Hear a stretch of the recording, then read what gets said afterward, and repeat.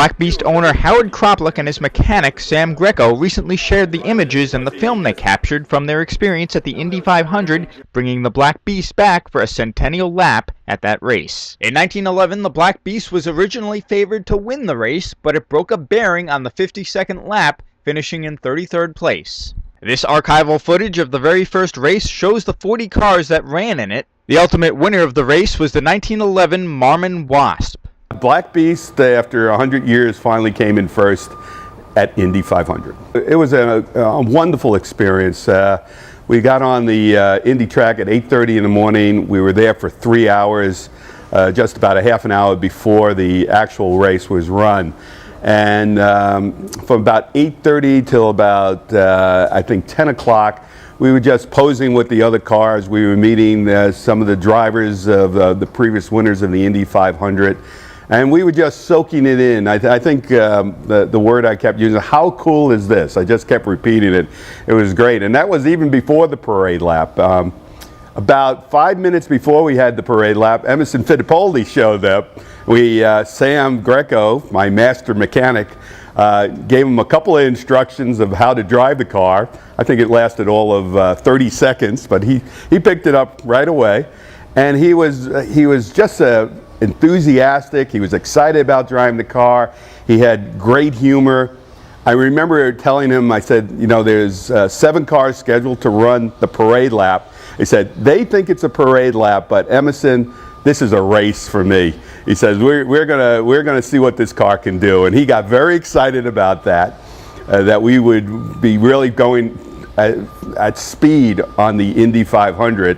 100 years after this car competed in the first Indy 500. So we were the second car scheduled to go out. The Marmon, the 1911 Marmon that won the 1911 race, was the first car out, and they had trouble starting the car, and they were pushing the car out. I think they finally got it going, and about a minute later they told us to go. And Sam started up the car. It ran perfectly.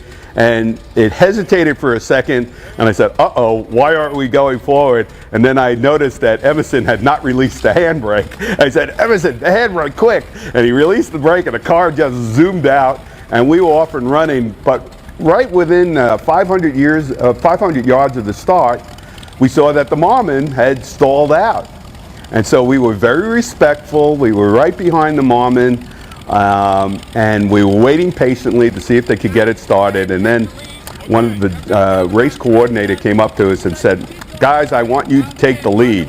Where my immediate response was, I've been waiting 100 years to hear that. And sure enough, we took off, we passed the Marmon, and we were off and running for a 2.5 mile lap.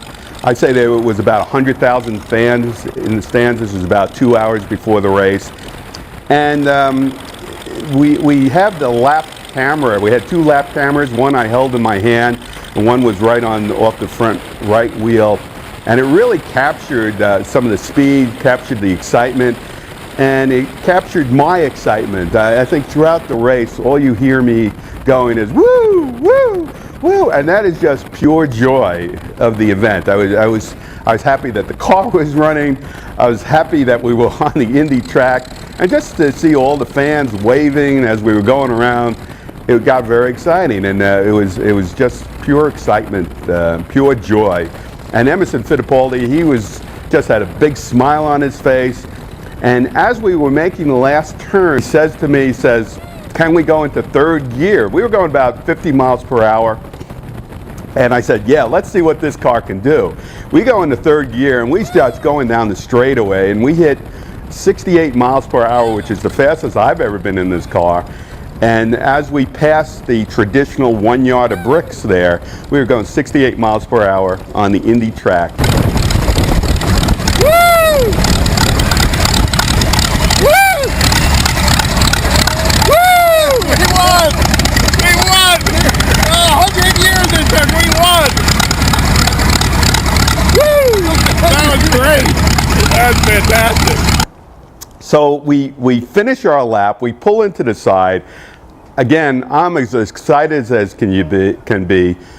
Emerson Fittipaldi has a big smile on his face, and all of a sudden the press and the other drivers come to greet us, and a gentleman comes over and congratulates Emerson Fittipaldi, congratulates me, and I look up and it's Mario Andretti.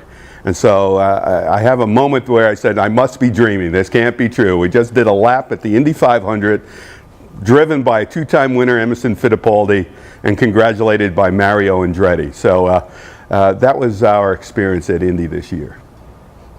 All historical cars. There were about 4 cars that ran in the first race in 1911. And there was also the Blitzen Benz, which set a land speed record that year at Daytona. And all those cars, I think we had about 7 cars ultimately ran parade laps, and 3 of them made it through the whole lap. But interesting, they did treat it like a parade lap. I think they averaged 20 miles per hour, and we were zooming at 50 miles. We considered it a race, and since we were the first car out there to clear the field, we just went as fast as we could, where we didn't. Interestingly, Emerson Fittipaldi did bring it a little close to the walls a couple of times, so he was treating it like he would be running a regular Indy race, so it was pretty intriguing. I've been to the Indianapolis track on business trips, but I have never been there for an Indy 500 race, so it was, we really had tremendous insight into, we were there like 6 days ahead of the race, so we got to see how the race was coming together, what kind of preparation was necessary. We were in the garages and the pits. We had access. We had access to the Hall of Fame Museum basement, which was absolutely amazing. They only let special guests go in there. That's where our car was stored for the first couple of days. They have like 50 cars that belong to the Indy 500 track. Duesenbergs, Cords, Reeves, they had the Shah Iran's Mercedes limousine, so cars that you never see over there. So that in itself was quite an experience. One of the interesting things was the challenge just to get to the track. You got 300,000 people. The race starts at noon. What we didn't realize is that easily 150,000 of them start at 5 o'clock in the morning. So we almost didn't make it to the track. We were stuck in 3 miles worth of 3 miles long of traffic, and fortunately, we were saved by a policeman on a motorcycle who escorted us in, so we were able to make the parade lap. We worked easily 3, maybe 4 months on the car, getting ready for this day, and Sam Greco, I call you my master mechanic, really put the car together in great working condition. And I don't think the car ever ran any better than the day it ran at Indy. So we geared it up for this day, and it was successful, and Sam deserves a lot of credit. As a race car fan and historian, Kroplick wanted to mark the moment with a special tribute to Harry Grant, the original driver of the Black Beast. For the first Indy 500 race, prior to the race, they had all the drivers and the mechanicians line up at the starting line.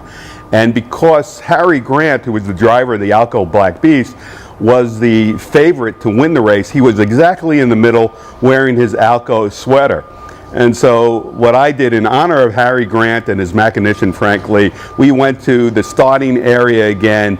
I was wearing my ALCO sweater, and I posed exactly where he was standing 100 years later. The actual parade lap was not telecast on the ABC pre-race ceremony broadcast, but they did expose the car. It was one of the first things you saw when the pre-race ceremony started by ABC. They focused on the car, and we were right behind Brent Musburger as he was describing the introduction to the race. For more information, you can check out VanderbiltCupRaces.com. Chris Collora reporting.